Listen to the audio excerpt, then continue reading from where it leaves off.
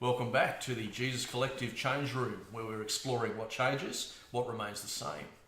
This week's teaching's on penal substitutionary atonement. So if you go to the website, that's JC17 on the Holy Invitation, and it's quite a complex topic. Bottom line, it's about the cross. It's about the cross, team. If I say cross, it's a little less scary than penal substitutionary atonement.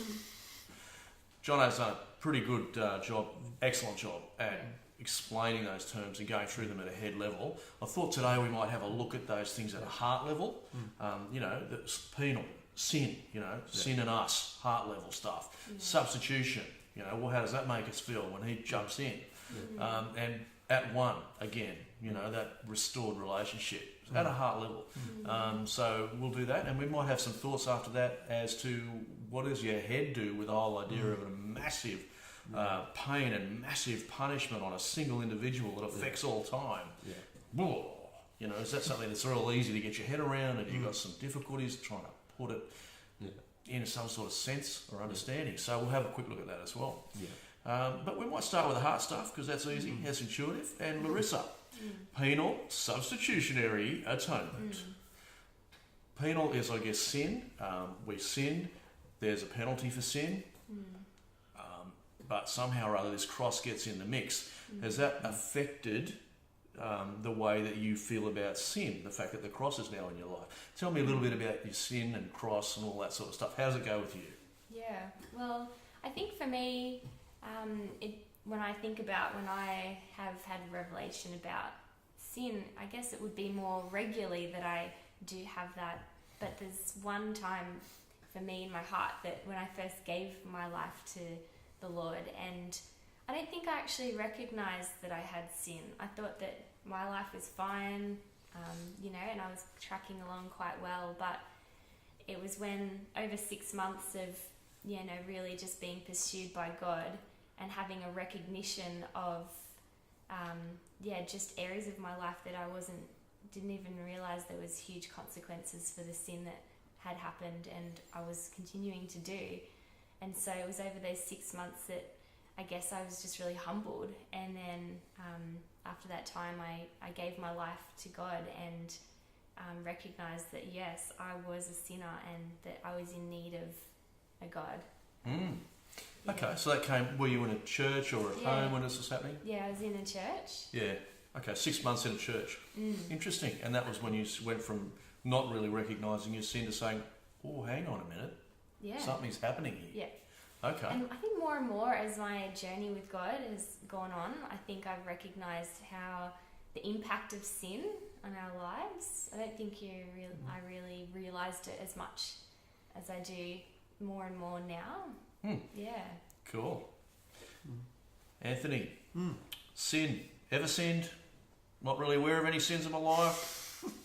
Got some understanding of sin? Well, I didn't realise that I was a sinner until I started to know more about God. In some ways, I'm not from a Christian family, and so I never really grew up with the concept of sin or thinking that I've done a whole lot wrong, maybe to my parents or to my family. You might have treated them wrong or something like that. But the idea of being a sinner, I never really had that concept. I kind of always thought, well, if I'm a good person, then I'll go to heaven, and if not, then I won't. But most people go to heaven. We don't really have that sense of having that I've done anything wrong against God. It wasn't really until I was around 17 and I started to realise just how real and personal God was. That from there on, I realised that I'd sinned and it had affected my relationship with God. But certainly growing up, never really had that kind of feeling that I'm a sinner. Where were you when this was happening? The realisation of being a sinner? Yeah, that you actually, not that you've just done wrong to people, but that you've done wrong to God. I think I'd always believed that there was a God, but I never knew that I could have a personal relationship. And it was always when I started to have that relationship with God, I'd realised that I had done things in my life that had actually. So, well, Larissa, you were in a church environment. Were you in a? Yeah. Was this happening for you in a church or something? No. Well, I started going along to a youth group for a little while, but I certainly didn't. I only went there because it was fun, and then I went to this particular youth camp. Okay. Again, I only really went there because some of my friends were to have a good time. Yeah. And it was during that week that I met some Christians and started reading the Bible seriously for the first time in my life, and sort of from there started going to church after that. But it was more during a youth camp. And so how many months were you, Larissa, with 6 months. 6 months in a church, and then wham! Yeah. How many days on the youth camp? 5 days. 5 days on the 5 youth camp. days, yeah. Wham! Yeah. Sin. Oh, hang on, something's not right. Yeah. Okay. Yeah, I managed to put in 20 solid years of atheistic practice as soon as I went to university, and I got dragged along to a Bible study at some guy's house. I mean, under the pretext of me, actually, I told him I would go there to dismantle it. That was why I would go. That would be the only reason I would go. And he was happy with that, so I took the challenge. I thought, great. And in that process of the to and fro of the Bible study, the guy was challenging me, very similar to what you were saying too. God's close. He's close. You can talk, And then in that process of talking over a 5-day period again, my heart came alive, and I had a vision. And God was just playing my life of the last 20 years and how I totally ignored he even existed, and all the things that I'd done, and all these ideas of drinking and stupidity and arrogance, and they were just flashing before my eyes. And I'm having this moment, and I turned to God. I remember in this vision, I turned to God and said, okay, that was me. I'm anteing up for that. What do I do? How do I pay you? I owe you because I dissed you. And Jesus was in my vision just standing there, looking at me, and I'm waiting for him to whack me. I'm bracing myself because of what I've just done. And he opened his arms, and I hugged him, and I bawled. I just bawled. And that was my moment of sin recognition. That was massive. First time, I put 20 good years in of sinning before that one, so I'm not surprised I had a big, a big reaction. Big impact at that time. Oh, it was huge. It was huge, and actually, it was so huge. I for my baptism, I created a drama of the whole event of the 20 years of stupidity and the whole vision thing. I'd love to see that sometime. Put it on stage. Yeah, because it impacted me. Okay, so we've all had this similar weight of. Crikey, I'm not good here. I thought we were good, but actually I'm not. And how did Jesus respond when you actually sort of got your heart in a state to say, actually, you haven't stuffed up, I have? How did Jesus respond to you? Did you feel like he responded in any way, or did he sort of make you work for it a little bit, or how did he respond? No, it's just love. Like, it's just a download of love and mercy. What you expect to receive in punishment. He's just like, I love you, and I pursued you before you even knew me. When you had your back turned to me, I pursued you and I loved you. Wow. So it didn't make you work for it? No.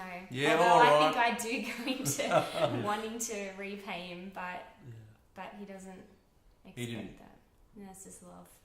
And you can remember that moment? Yeah. I remember a lot. Yeah. Okay, fantastic. What were the emotions going on there for you? Just gratitude, I think, just a thankfulness. Usually I'm crying and just, usually just feeling overwhelmed with love and just like a joy as well. Yeah, happiness. Okay. Anthony? Yeah. Similar story, or were you having to work for your salvation at that time? No, similar as well. Especially at the start, I just really felt the warmth of God's love and was just just overawed because I'm like, well, I've never experienced this in my life. I don't experience it in the world.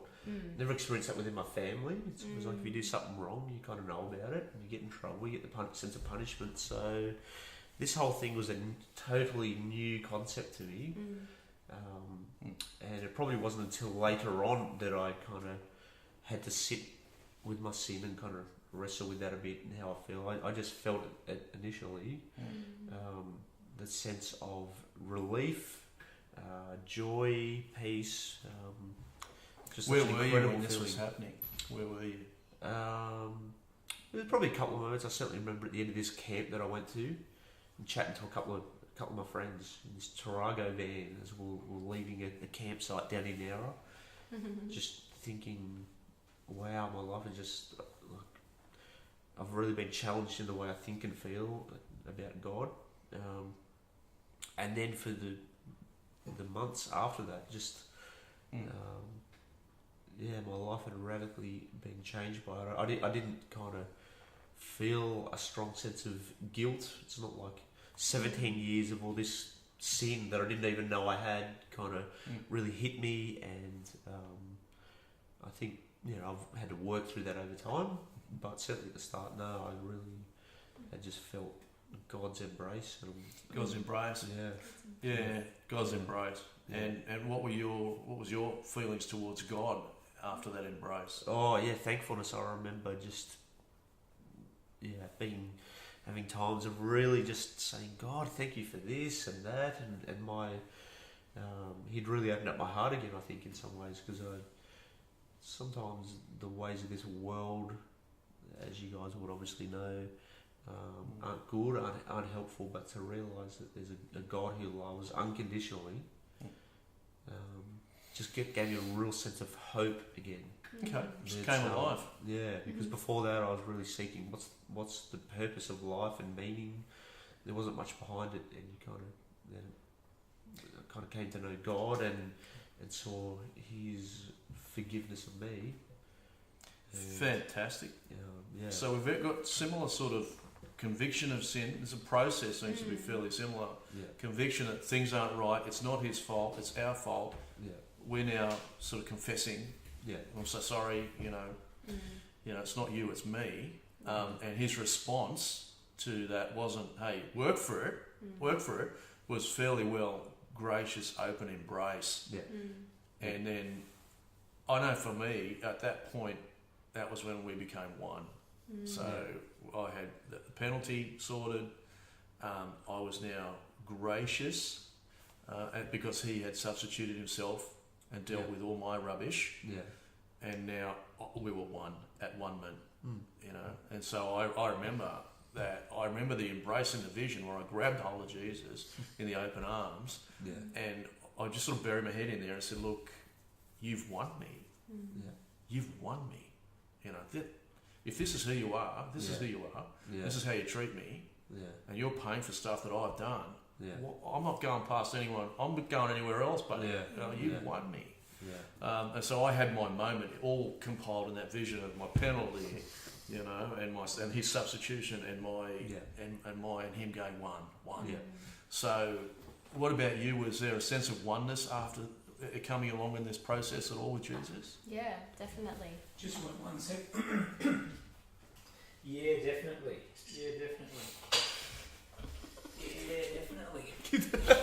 I can't remember what I was going to say now. Was there a sense of, I'll lead you in, so you ready to go, John? Good to go. So was there a sense of oneness again with Jesus after all this has started happening? Yeah, definitely. I think that I felt just really close with God, and that I could just talk with him. He was like right next to me, like a best friend, but also a father, and I just felt the contentness of having close relationship with another person. So you got close. So that oneness for you was like, he's right here. Yeah. Yeah. Did you get a sense of oneness at all in any way? Yeah. Mine was immediate. I didn't feel a sense that God was condemning it all. In fact, I realised later on, any sense of me having to work through my own sin was probably my own guilt and my own feelings rather than with God, but straight away, that same connection with God, that closeness, and it's only now that I look back and think, I don't know why I wasn't more shocked and thinking, the world doesn't work like this. Is you sure this is real? I just knew, I just accepted that closeness of God.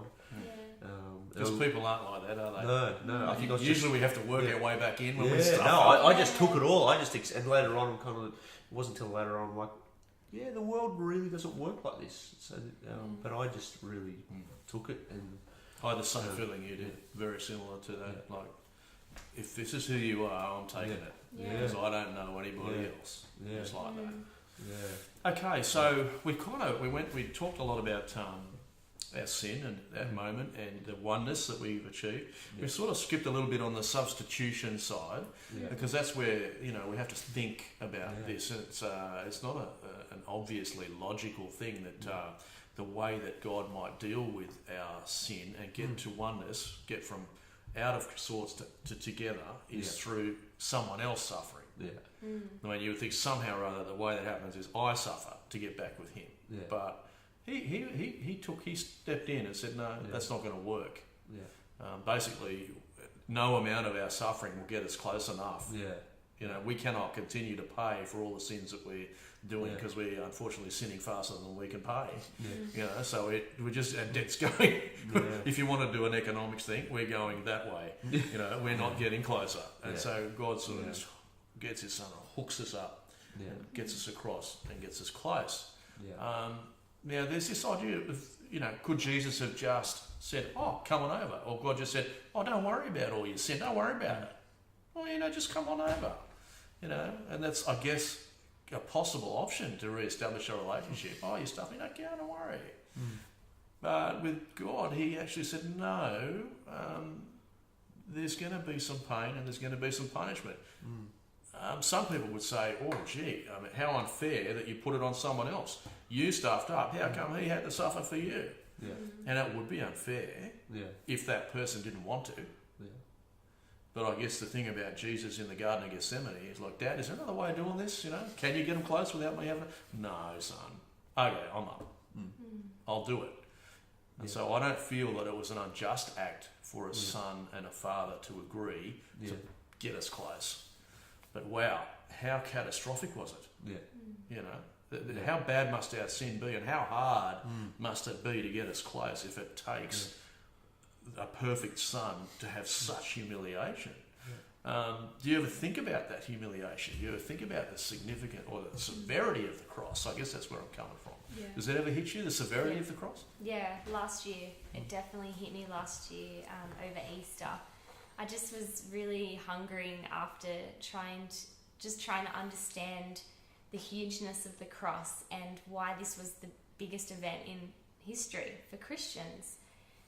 And I think as I'm thinking about it at the moment, I'm also thinking, apart from the humiliation and the actual physicality of the cross and the pain that Jesus physically went through, but I think what struck me last year was the separation from God, because Jesus was always one with the Father and he was connected to God. And I just think when he was disconnected from the Father, I think that was the agony for him as well, that he no longer was connected. And I think that's what we live in. We live in the disconnection with God and the loneliness of this world. And as I was saying before, when I became one with God and close with God, it was like the loneliness went away. And I think that's where a lot of our suffering goes, when we become one with God, that we get connected to God and he takes away the loneliness and pain.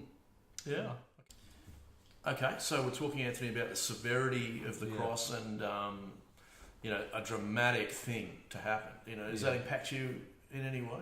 Yeah, I think, I can't think of one particular time. It's certainly been lots of little steps along the way. I certainly remember watching the movie The Passion of the Christ and watching it in a packed cinema, and at the end of the movie not having, there was normally you leave a movie and there's a lot of noise and you hear people kind of head out and start talking, but I remember sitting in this cinema and probably for about 20 minutes, not one person moved, there wasn't a word, there was just that sense of awe, and that really, it's not like that was the first time I'd ever really thought about what Jesus had done.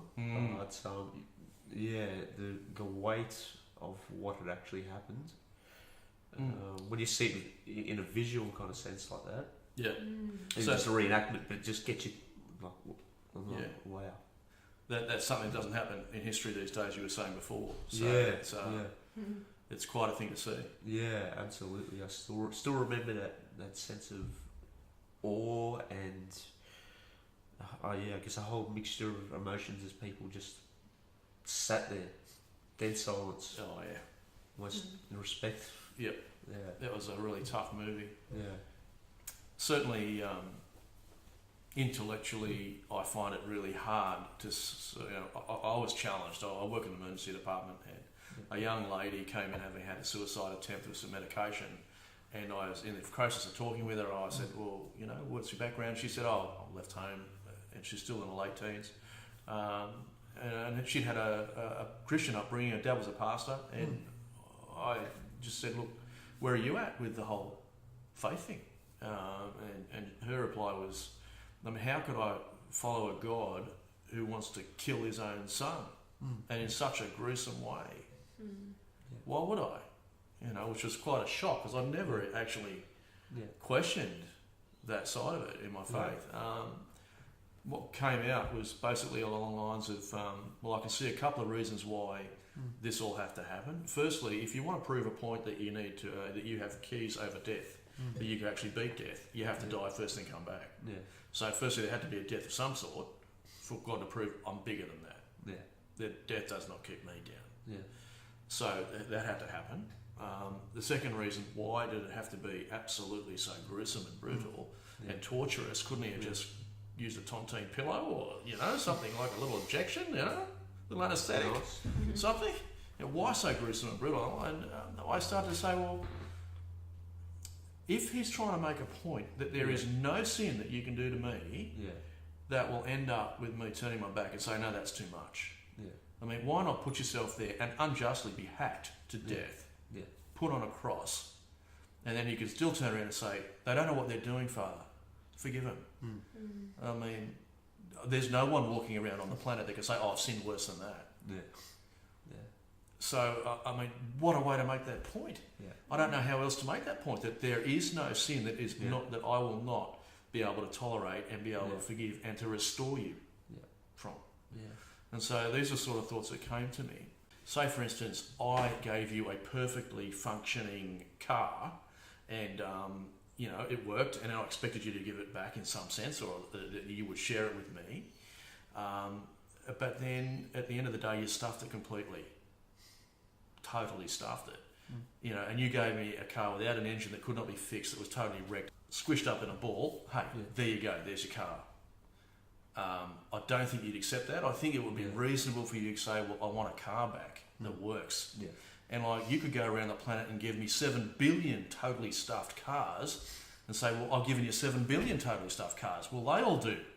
No, I just want one car that works. Yeah. This isn't good enough. Doesn't matter how many stuffed things you give me. I gave you a good thing, give me a good thing back. Yeah. And I think that's basically how I recognise that only Jesus could do this, because he's the only one that works. He has a perfect life. I mean, all of us are stuffed and busted and broken. I mean, us giving ourselves back to God, 7 billion people sacrificing themselves, we're busted. He's got nothing at the end of it. Yeah. But a perfect person, he's not busted. God's got him back, and he's working, and he's got something. So that's how I get that it had to be Jesus, and it couldn't be all of us adding up our stuff sacrifices. Yeah. Well, what's that going to do? He gets nothing at the end of it. Yeah.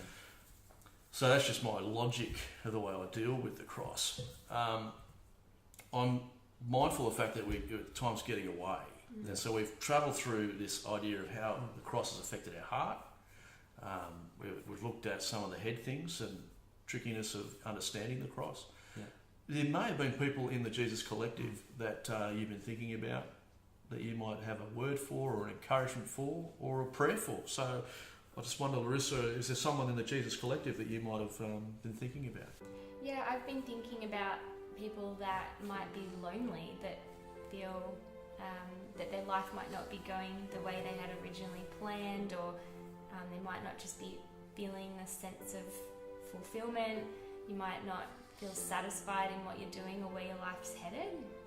And so my prayer for you today is that you would just really be open to the Spirit of God to come into your life, that you would feel prompted to just connect with God in a new way, or connect with God for the first time, and know the satisfaction and the fulfillment and the purpose that He would give for your life, because you are called. Each one of us is called as a child of God, and so I just pray that you would know that today. Yeah, for me, I'm thinking about the person who thinks, if I just feel guilty enough, then that guilt will be a good thing and it will kind of motivate me. I really believe that the grace that we receive, we don't deserve to have this. We deserve to have been punished. We weren't. I think that grace is a much better motivator for us to connect with God, rather than if I just feel guilty enough, then I will. If I get to that place where I feel enough guilt, then it will motivate me to make amends or connect with God. I think grace is the great motivator, and when we realise how much God has actually done for us that we don't deserve, it is unfair that Jesus died on the cross. We don't deserve that, but when we can accept the fact that God has done it for us, then that grace, I think, is a much better motivator than guilt.